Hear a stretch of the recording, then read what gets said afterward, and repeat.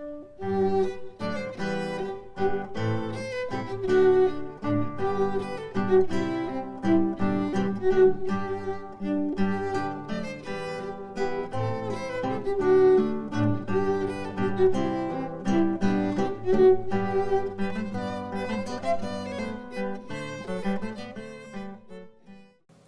you told me, I just remembered a conversation we had about one of your neighbors. Because through you, he knows many of our Adventist people. Apparently, he attends funerals, Adventist funerals, and picked up on something very important, saying, how is it that when I come to funerals in your community, the dead are 80, 90, 100, and we bury our young. What makes the difference? This is basically what you told him. That's right, exactly. I remember the name of the man, Ato Mavrati. He was a minister, government minister, under the Derg. And he's a good friend of ours, very good friend. So whenever relatives of ours die, he comes to the funeral. And when he asked about them, it's just as you have said now. This man died 89, 90, 92, 95, 96, even 100. And then he had been wondering about it for a while. He said, no, tell me, Pastor, what is the secret? And I told him what I told you now. That's why. And what I didn't tell you now, but I told him was one more point, which was not mentioned. That is, the Seventh-day Adventists in Ethiopia believe in education. Every Seventh-day Adventist, Ethiopian Seventh-day Adventist teaches his children. There is no one who doesn't teach his children. Even the poor woman, a single mother, does anything possible for her to educate her children.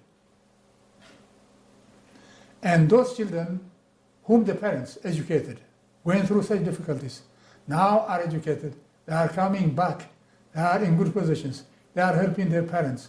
Those who are in the countryside now brought to the cities where they have medical facilities, where they live a cleaner life. They are like you yourself. You are a living testimony.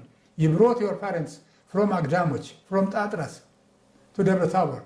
They were living in a modern house. They were getting good food. They were having clean house. And there was a hospital there. So they lived more than 90. How old was your father when he died? My father died at 93 and my mother at 95. There we are. That's the proof of what I'm saying. And that's why. Yeah, thank you. We're getting to the end of our conversation. I have thoroughly enjoyed it. But I have a couple more questions to go. With all your successes and all your achievements, and there are many, your life has not been without challenges. You have experienced life-threatening situations, losses, near misses, and all that. You have kept your faith. You're still going strong. Tell us about those. You already told us about the early death of your mother. But there was an interesting story when you were a shepherd that you encountered. Start there and just tell us what happened that could have snuffed your life out. Yes, in my village life, as a shepherd boy, I had to go out to the mountains, to the jungles, looking after cattle. On one particular occasion, I used to go to school in the morning and then go to the farm in the afternoon. Father told me that the cows, the goats, the sheep were out, the mules, on the mountain. I went for search. I found all of them except the mules. Those I couldn't find. And after searching for a while, I could see them from a distance. And the sun was setting. It was getting dark, and I was running to reach those mules. And when I reached the mules and started driving them homeward, these mules started galloping. They were running, and I was following from behind. And all in a sudden, I heard a roaring. And I was standing there, and I saw a leopard coming out from the jungle, frightened by this horses, by the mules, jumping around, running around, I think. The mules ran away. The leopard was between me and the mules. I could see him. He was standing there and looking at me. I really was frightened. I didn't know what to say. The only thing I did was I just lowered my head and I offered a simple prayer. I said, God, save my life today. That's all. When I looked up, this leopard returned back to the direction he came from. Instead of following the mules and going that way, I went back the other way, the opposite direction. And I took another tour. Long detour. A detour. And came back home safely. That's one incident where I saw the hand of God saving me. The second one was in the village where I was born. Not far from the village is the river Truneh. The Truneh River, you know, where you have built your school today. That's a big river, especially at the beginning of the year, New Year time. All the young people go to the river to swim. I have never swum before that time. And I followed these young people, I went to this river. And these young people, most of them are older than me. They took off their clothes and they jumped into the river. I saw them jumping in, swimming. And I thought it's something to do. I took off my clothes and they jumped in. And you didn't know how to swim? I didn't know how to swim. I had never been in the water of that kind before. Never. The next thing I found out was I was drowning. Water in my mouth, water in my nose. I was fighting for dear life.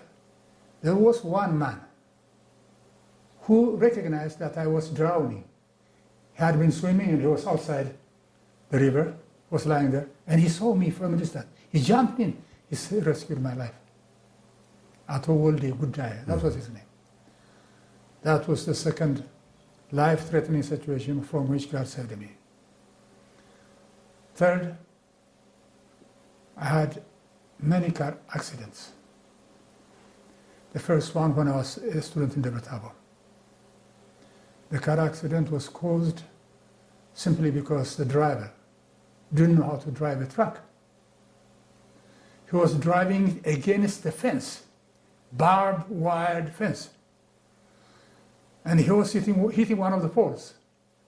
And that pole was breaking. And as the pole was breaking, on this side was the truck, on this side was the fence, barbed wire fence. I was in the middle. I was caught. If you see here my side, you see a big mark here. And that was scratched and bruised by the wire. And when the wire broke, he kept on driving. There was a big eucalyptus tree, and I hit my head against the eucalyptus tree, and I fell down. For 3 days, I was unconscious. I was in the Deborah Tabor Hospital. I was a student there. After 3 days, I woke up, and I found out where I was.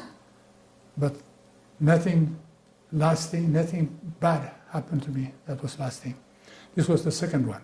The third one, I was driving from Addis Ababa to Akaki, about 20 kilometers distance. And as I was driving, I saw at the place called Galati, I saw many people standing. Now this was during the communist era. The communist era. And then when I saw these people, I looked around and I saw two of our teachers from the school who were on the bus. The bus was broken down, was standing there, and people were without any transport. So I said to these teachers, get up on the back. I had the school speak up. In the front, there were two ladies next to me, and the back was empty. I told the teachers to get up, and others also were on the truck. And as I was driving not very far, I heard them banging on the top of the car. Bang, bang, bang, bang, bang. I stopped. When I stopped, two men came on this side with revolvers in their hands. One of them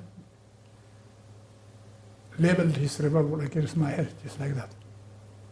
And I could see that he had his finger on the trigger, and he was going to pull it. And I thought that was the end. And these ladies were sitting next to me. They were shouting. They said, why?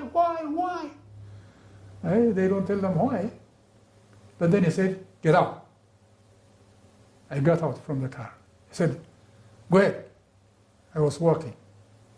And as I was walking, the day students from my school who were living in that area came running, lots of them. They came and they surrounded these two men who were taking me away. They said, why do you do that? He is our principal. He's the principal of our school. The principal of our school. Why do you do that? And that man seemed to recognize something at that moment, and he took back his revolver and put it inside here and just walked away. Two of them, they walked away. Did you find out why they did that? I didn't find out why they did it. But I was really surprised. So the following morning, I went to the office, the local government office. I told them what happened. Already they had known what had happened. And the man told me, Mr. Truneh, it's just one thing that saved your life yesterday. When these two men came to you, if you had removed your hands from the steering wheel, they would have shot and killed you. But because your hand was still there, they felt that you didn't have any revolver. Apparently, they were waiting for somebody who was supposed to be against the revolution, against the communist government. They were watching for that man. And they so thought this was me. a case of mistaken identity. They mistaken me. They were going to shoot me. Wow. And that's how God saved my life. Oof. And there are many, but let me mention at least one more. It was in 1989. I was here visiting my children. And I felt pain over here. One of my daughters, who is a medical doctor, she called her sister and said, take him to the hospital immediately. She thought there must be some problem with my heart. They took me to the hospital to Stanford, where my daughter is working. There, they x-rayed my heart, and they saw my heart was okay. There was no problem.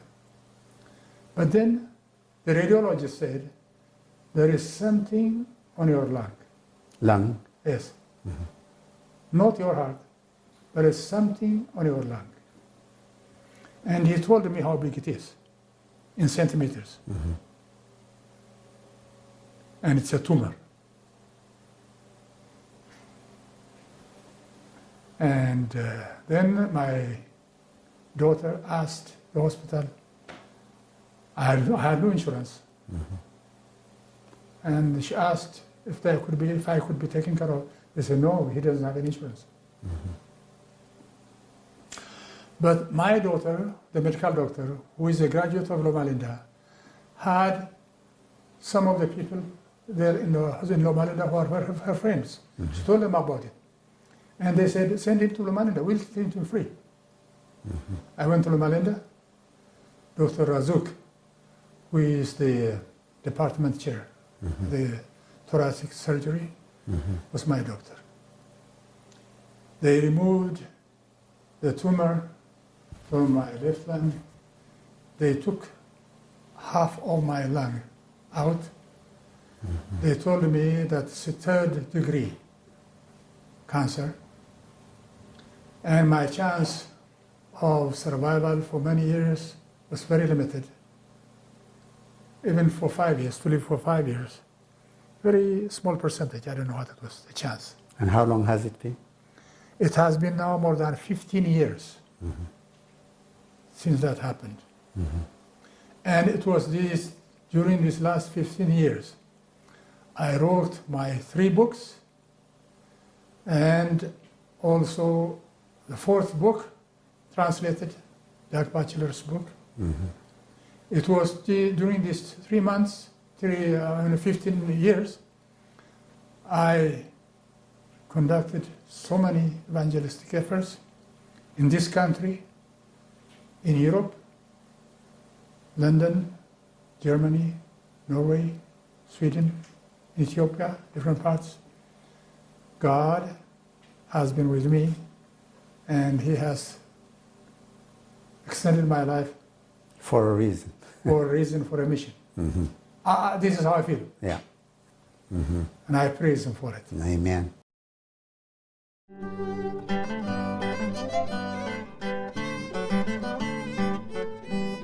you.